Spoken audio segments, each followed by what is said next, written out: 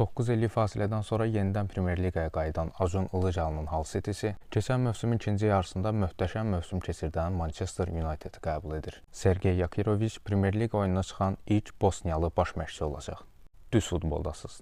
Qırmızı şeytanların sükanı isə Michael Carrick'in əlindədir. Hull City'nin keçən mövsüm bombardiri yüksəlmə play-offlarının qəhrəmanı Oli McBurn United'ə qarşı Sheffield forması ilə meydana çıxdığı iki qarşılaşmada da qol vurmağı bacarmışdı. Manchester United'in kapitanı Bruno Fernandes isə ötən mövsüm Premyer Liqada mövsümün oyuncusu seçilməklə yanaşı 21 qol ötürməsi ilə rekord da qırmışdı. Hull City çox sayılı ciddi zədələr yaşadığı bir hazırlıq dönəmindən keçdi. United'də isə Benjamin Sesko, Matthias de Ligt, Manuel Ugarte və Mason Mount'un zədələri ilə əlaqəli narahatlıqları var. Premyer Liqaya yüksəlməsi nə qədər möcüzə olsa da, Hull City'nin liqaya tutunmağına çox da ehtimal vermirəm. Bu görüşdə də qırmızı şeytanların qol buraxmadan üç xalı qazanacağını düşünürəm. Klub tarixinin ən yüksək məbləğli rekordu bu mövsüm qırıldı. Brentford Lens'dan Mamadou Sangareni 48 milyon avroya transfer etdi. Hücumun mərkəzində isə mükəmməl mövsüm keçirmiş Igor Thiago var.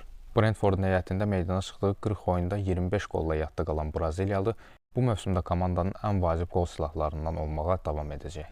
Tottenham da bir başqa Braziliyalıya güvənir.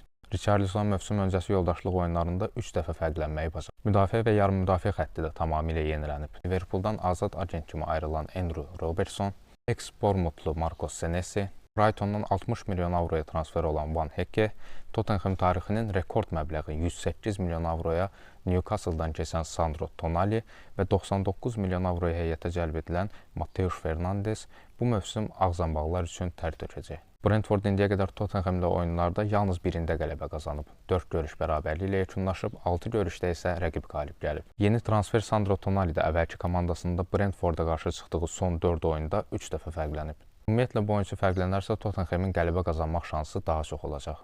Çünki Tonali'nin qol vurduğu son 14 oyunun hamısında komandası sonda qalib gəlib. Brentfordun heyətində Van den Berg xaric zədə görsənmir. Amma Tottenhamin Xavi Simons, Mohamed Kudus, Dominic Solanke kimi zədədən əziyyət çəkən bir neçə oyuncusu var.